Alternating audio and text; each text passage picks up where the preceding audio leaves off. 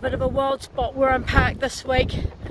Come and check out Opoutama with me. One of my favourite places to camp.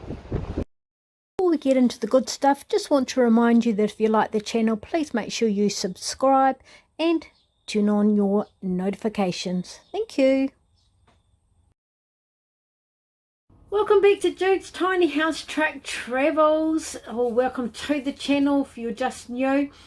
Today's beautiful spot is Opoutama, which is on the Mahia Peninsula. Just as you head out towards Mahia, you come over the railway tracks, turn right.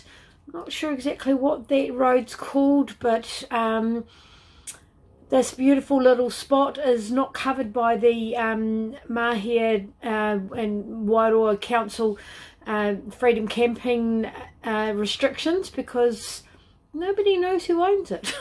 So they're still trying to work that one out. So there's no signs saying you can't camp. Gets extremely busy in summer. A lot of family from the area come and camp down here for quite long periods of time.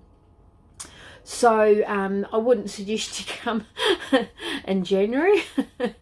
I'd wait a little bit longer. It's another one of those ones where you want to come midweek. And anyway, I'll show you around this beautiful little spot and see how you like it. I had to turn the sound off on every single one of these videos because the wind was, well, pretty bad while I was there. Luckily my vehicle's quite heavy, so it handles it. So you can see my lovely little spot. There's quite a big area there where you can camp up, and a bit of history to give you an idea of some of the things that have gone on around Mahia. Always like that little bit of history. Gives me something to do when I go for a walk and read everything. I've read them quite a few times, of course, because I've been here many, many times. They tell me that there's puppy out there on the rocks. I don't eat that sort of stuff, so, and if you've got a boat you can go out fishing. Good fishing at Mahia, they tell me. This po was made by the local iwi. They were very glad that a big kahakatea tree managed to find its way to their beach when they needed it. Park under those trees at your own risk, because that sand will grab your tyres and will not want to let you go. The man round at the garage gets quite a bit of business from people that get stuck in that sand. Really nice public toilets and a good rubbish bin, that solar powered rubbish bin that the Wairoa Council's put in everywhere. Beautiful murals on here. The community look after this place and would appreciate it if you look after it too, if you get to come and visit it. Good clean toilets, as you can see. So looking back from the toilets, there is a dump station here with a water tap, but I'm pretty sure that I've never seen it open. I think it only gets opened in the middle of summer when all the locals are here.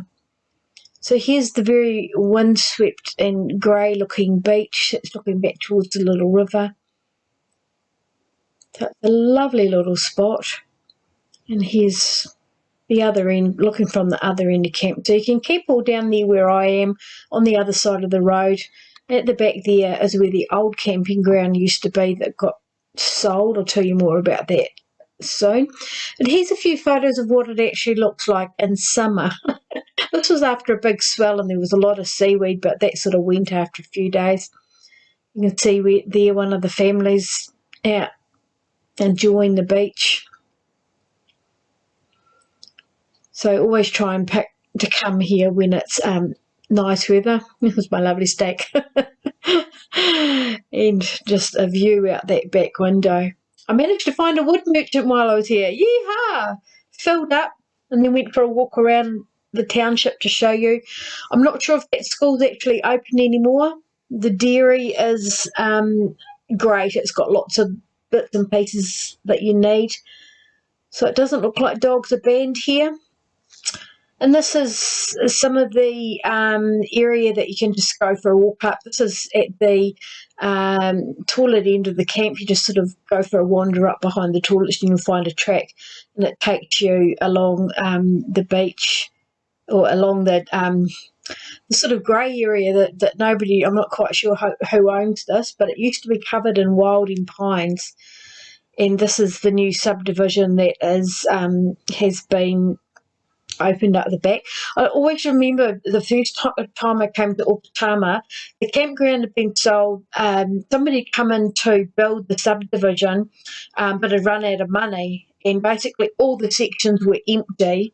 And this is the site of the very first house that was built there, but subsequently got burnt down. So it just sat there for years with nothing being done to it. And then all of a sudden everybody started building, and now it's got multi-million-dollar houses in there.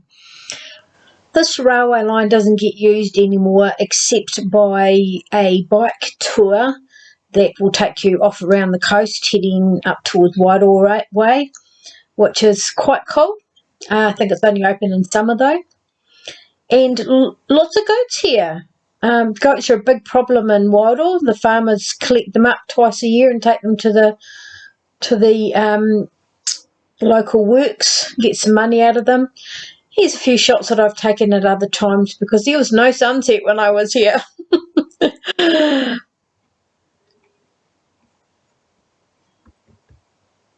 So how did you enjoy that one? It's a pretty cool spot, eh? I love it. It's a place I come back to quite often in between my East Coast ramblings. I've got whanau up in Gisborne, so I go there quite often. I come here, I go to Gisborne quite often, so I stop in at Opoutama on the way through. I hope you enjoyed it, and we'll see you next time.